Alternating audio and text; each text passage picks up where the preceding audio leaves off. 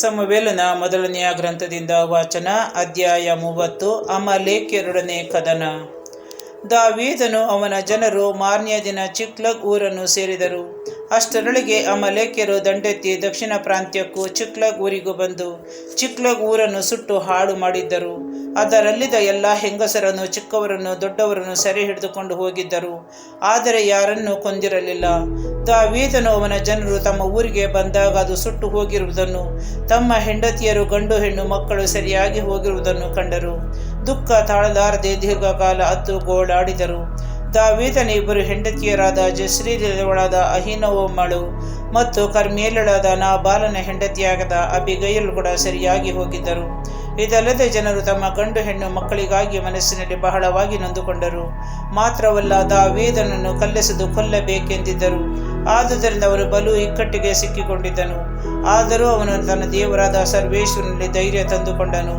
ಅಹೀಮಲೇಕನ ಮಗನಾದ ಎಬ್ಯಾತಾರನಿಗೆ, ದಯವಿಟ್ಟು ಎಫೋದನ್ನು ಇಲ್ಲಿಗೆ ತೆಗೆದುಕೊಂಡು ಬಾ ಎಂದು ಹೇಳಿದನು. ಅವನು ತಂದನು. ಆಗ ದಾವೀದನು ಸರ್ವೇಶ್ವರನನ್ನು, ನಾನು ಆ ದಾಳಿಕಾರರನ್ನು ಬೆನ್ನಟ್ಟಬಹುದೇ? ಅವರು ನನಗೆ ವಶವಾಗುವರೆ ಎಂದು ಕೇಳಿದನು. ಬೆನ್ನಟ್ಟು ಅವರು ನಿನ್ನ ವಶವಾಗುವರು, ನೀನು ನಿನ್ನವರೆಲ್ಲರನ್ನು ಬಿಡಿಸಿಕೊಂಡು ಬರುವೆ ಎಂದು ಉತ್ತರ ಕೊಟ್ಟರು ಸರ್ವೇಶ್ವರ. ದಾವೀದನು ಅವನ ಸಂಗಡ ಇದ್ದ 600 ಮಂದಿ ಸೈನಿಕರು ಹೊರಟು ಬೇಸೋರ್ ಹಳ್ಳಕ್ಕೆ ಬಂದರು. ಆಮೇಲೆ ಆ ಹಳ್ಳದಿಂದ ಮೇಲೆ ಹತ್ತಲಾರದಷ್ಟು ಆಯಾಸಗೊಂಡ 200 ಜನರು ಅಲ್ಲೇ ನಿಂತು ಬಿಟ್ಟರು. ಆದ್ದರಿಂದ ದಾವೀದನು ಉಳಿದ 400 ಜನರನ್ನೇ ಕರೆದುಕೊಂಡು ಮುಂದೆ ನಡೆದನು. ಅವನ ಜನರು ಅಡವಿಯಲ್ಲಿ ಒಬ್ಬ ಈಜಿಪ್ಟಿನವನು ಬಿದ್ದಿರುವುದನ್ನು ಕಂಡು ಅವನನ್ನು ದಾವೀದನ ಬಳಿಗೆ ತಂದು ಅವನಿಗೆ ರೊಟ್ಟಿ ತಿನ್ನಿಸಿ ನೀರು ಕುಡಿಸಿದರು. ಅಂಜೂರ ಹಣ್ಣಿನ ಉಂಡಿಯನ್ನು 2 ದ್ರಾಕ್ಷಿ ಗೊಂಚಲುಗಳನ್ನು ಕೊಟ್ಟರು. 3 ದಿವಸ ಹಗಲಿರುಳು ಅನ್ನಪಾನವಿಲ್ಲದ್ದರಿಂದ ಬಹಳವಾಗಿ ಬಳಲಿ ಹೋಗಿದ್ದ ಇವನು ಅವುಗಳನ್ನು ತಿಂದು ಚೇತರಿಸಿಕೊಂಡನು. ಆಗ ದಾವೀದನು ಅವನನ್ನು, ನೀನು ಯಾರ ಕಡೆಯವನು, ಎಲ್ಲಿಯವನು ಎಂದು ಕೇಳಿದನು. ಆಗ ಅವನು, ನಾನು ಈಜಿಪ್ಟಿನವನು, ಒಬ್ಬ ಅಮಲೇಕ್ಯರ ಗುಲಾಮನು. ನಾನು 3 ದಿನಗಳ ಹಿಂದೆ ಅಸ್ವಸ್ಥನಾಗಿ ಮಲಗಿಕೊಂಡದ್ದರಿಂದ ನನ್ನ ಯಜಮಾನ ನನ್ನನ್ನು ಬಿಟ್ಟು ಹೋದನು. ಕೆರೇತ್ಯರು, ಯಹೂದ್ಯರು, ಕಾಲೇಬ್ಯರು ಇರುವ ದಕ್ಷಿಣ ಪ್ರಾಂತ್ಯವನ್ನು ನಾವು ಸೂರೆ ಮಾಡಿ ಚಿಕ್ಲಗ್ ಊರನ್ನು ಸುಟ್ಟು ಬಿಟ್ಟು ಬಂದೆವು ಎಂದು ಉತ್ತರ ಕೊಟ್ಟನು. ಆಗ ದಾವೀದನು, ನೀನು ನನ್ನನ್ನು ಆ ಗುಂಪು ಇರುವ ಸ್ಥಳಕ್ಕೆ ಕರೆದುಕೊಂಡು ಹೋಗುವಿಯಾ ಎಂದು ಕೇಳಿದಕ್ಕೆ ಅವನು, ನೀನು ನನ್ನನ್ನು ಕೊಲ್ಲುವುದಿಲ್ಲವೆಂದು, ನನ್ನ ಯಜಮಾನರ ಕೈಗೆ ಒಪ್ಪಿಸುವುದಿಲ್ಲವೆಂದು ದೇವರ ಹೆಸರಲ್ಲಿ ಪ್ರಮಾಣ ಮಾಡಿದರೆ ನಿನ್ನನ್ನು ಆ ಗುಂಪಿನವರ ಬಳಿಗೆ ಕರೆದುಕೊಂಡು ಹೋಗುವೆನು ಎಂದನು. ಅವರು ಅಲ್ಲಿಗೆ ಹೋದಾಗ ಆ ದಾಳಿಕಾರರು ತಮಗೆ ಫಿಲಿಸ್ಟಿಯ ಹಾಗೂ ಯಹೂದ್ಯ ಪ್ರಾಂತ್ಯಗಳಲ್ಲಿ ದೊರಕಿದ್ದ ದೊಡ್ಡ ಕೊಳ್ಳೆಯ ನಿಮಿತ್ತ ಸಂತೋಷಿಸಿ ತಿಂದು ಕುಡಿದು ಕುಣಿದಾಡುತ್ತಾ ಅಲ್ಲಿನ ಬಯಲಿನಲ್ಲಿ ವ್ಯಾಪಿಸಿಕೊಂಡಿದ್ದರು. ದಾವೀದನು ಮರುದಿನ ನಸುಕಿನಲ್ಲೇ ಅವರ ಮೇಲೆ ದಾಳಿ ಮಾಡಿ ಸೂರ್ಯಾಸ್ತವಾಗುವವರೆಗೂ ಅವರನ್ನು ಸದೆಬಡಿದನು. ಒಂಟೆಗಳನ್ನು ಹತ್ತಿ ಓಡಿ ಹೋದ 400 ಮಂದಿ ಯುವಕರ ಹೊರತು ಬೇರೆ ಯಾರೂ ತಪ್ಪಿಸಿಕೊಳ್ಳಲಿಲ್ಲ. ದಾವೀದನು ತನ್ನ ಇಬ್ಬರು ಹೆಂಡತಿಯರನ್ನು ಹಾಗೂ ಅಮಲೇಕ್ಯರು ಒಯ್ದ ಎಲ್ಲ ಕೊಳ್ಳೆಯನ್ನು ಬಿಡಿಸಿಕೊಂಡನು. ಅಮಲೇಕ್ಯರು ಒಯ್ದಿದ್ದ ಚಿಕ್ಕ ದೊಡ್ಡ ಒಡವೆಗಳಾಗಲಿ ಗಂಡು ಹೆಣ್ಣು ಮಕ್ಕಳಾಗಲಿ ಒಂದನ್ನು ಬಿಡದೆ ಎಲ್ಲವನ್ನೂ ತೆಗೆದುಕೊಂಡು ಬಂದನು.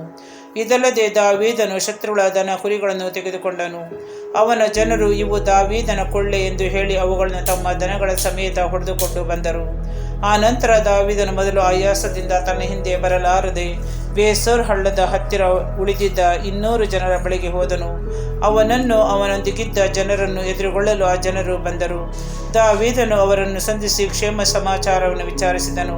ಆಗ ದಾವೀದನ ಜೊತೆಯಲ್ಲಿ ಹೋಗಿದ್ದ ಜನರಲ್ಲಿ ದುಷ್ಟರು, ಮೂರ್ಖರು ಆದ ಕೆಲವು ಮಂದಿ, ಇವರು ನಮ್ಮ ಸಂಗಡ ಬಾರದ್ದರಿಂದ ನಾವು ಬಿಡಿಸಿಕೊಂಡು ಬಂದ ಕೊಳ್ಳಿಯಲ್ಲಿ ಇವರಿಗೆ ಏನೂ ಸಿಕ್ಕುವುದಿಲ್ಲ, ತಮ್ಮ ತಮ್ಮ ಮಡದಿ ಮಕ್ಕಳನ್ನು ಕರೆದುಕೊಂಡು ಹೋಗಿಬಿಡಲಿ ಎಂದರು.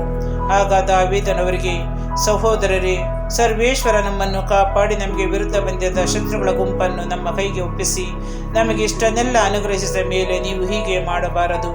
ಈ ವಿಷಯದಲ್ಲಿ ನಿಮ್ಮ ಮಾತನ್ನು ಯಾರೂ ಕೇಳಬಾರದು. ಯುದ್ಧ ಮಾಡಿದವನಿಗೆ ಸಿಕ್ಕುವಷ್ಟು ಪಾಲು ಸಾಧನ ಸಾಮಗ್ರಿಗಳನ್ನು ಒಯ್ದವನಿಗೂ ಸಿಕ್ಕಬೇಕು, ಉಭಯ ಪುತ್ರರಿಗೂ ಸಮ ಪಾಲಾಗಬೇಕು ಎಂದು ಉತ್ತರ ಕೊಟ್ಟನು.